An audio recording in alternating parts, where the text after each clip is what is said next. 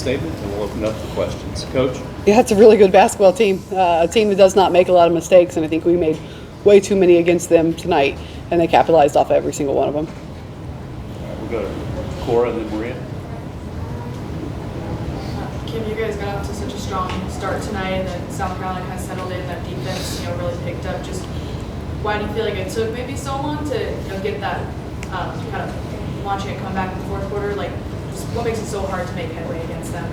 Yeah, I think it does start with their defense. They did such a good job of making us take bad shots. And as a coach, you just get so frustrated because you're just taking bad shot after bad shot. And part of it is us just not being disciplined enough, but a lot of it is them. Just getting us to take those shots, and then they scored off every single one of them, and that's when they put their run together. And we couldn't really make a comeback until we wore them down in the fourth. Maria, Casey, and then Jack. Coach, a non-game question. That was quite an ovation and reaction when you walked out. Just what did that mean to you, when the way the fans received you after coming back? Yeah, I definitely wasn't expecting it. I try to sneak in. That's why I sneak in the back. Always try to go unnoticed, but it made it worth it. It made coming back worth it. Despite what their defense was doing, just offensively, anything that you can do to cut back on the time that it takes to kind of kick into gear to get the offense working despite the defense? Yeah, I think we just need to do a better job of running in transition consistently. It is harder to run when you're not going to get your shots because the other team isn't worn down. But just running in transition, especially against a team like that, our best offense would have been transition. So just doing it quicker. Jack and then Cora. Samara, how important was it to have Coach back for this game? Well, she's been back since, Friday? Yeah. So, I mean, she was back, but it's just good having her there. You know how hard she worked to get baby Connor into the world, and so it's just a blessing that she's able to be here with us for our games. Kim, you talk about, a lot of it was them tonight. Is this a game that you just kind of got to flush and move on? What was your message to the team tonight after the loss? No, I think we're still trying to get over the hump. I mean, it's 7 points against one of the best teams in the country. I thought our rebounding was good. I was really proud of that. But it's just finding the little plays that can drive you crazy, late shot clock fouls at the rim and ones, just little things right there that add up that we have to continue to try to learn from. Especially against a team like this. We can't have those. Ryan, Maria, and then Caleb. Kim, what was your message to Talaysia after she struggled tonight? What would you like for her to learn from this game? Shot selection. Just working a little bit harder to get better shots, being more patient in our offense. Samara, from your point of view, having played so much in the SEC, and of course Jillian, you have too, what is it going to take for y'all to get over this hump of competing so well against these top teams, but just not being able to get to the finish line? Like Coach Kim always says, we just have to put 4 quarters together. Sometimes we put 2, sometimes we put 3, sometimes we have 1.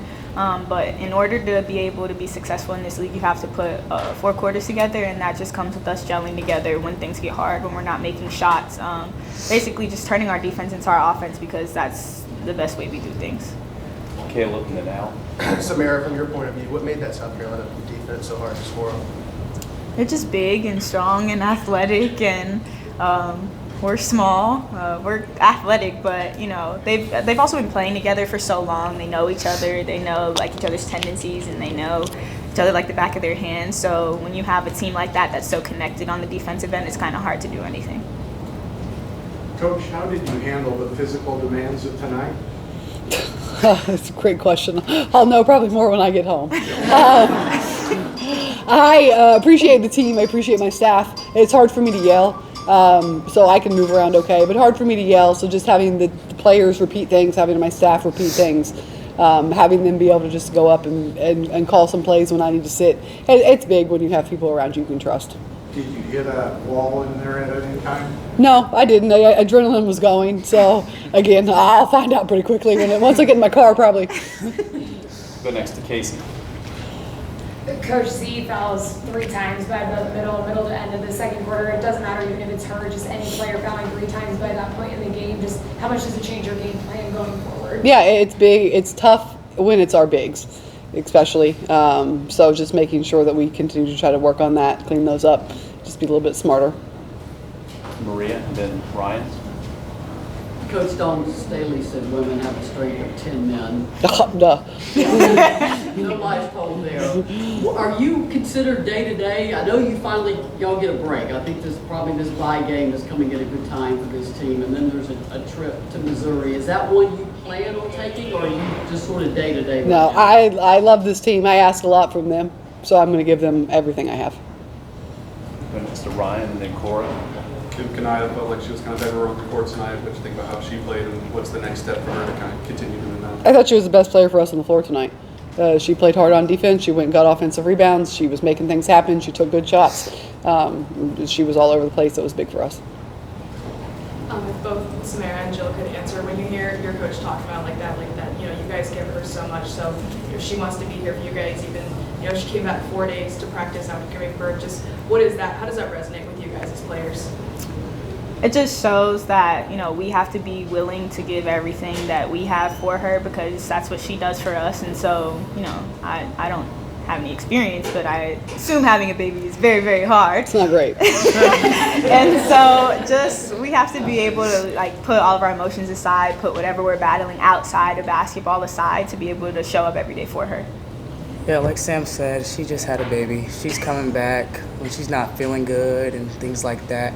Of course, we have to give our all for her. As she said, she gives her all for us. So we just have to have each other's back. All right. Thank you very much. You go first.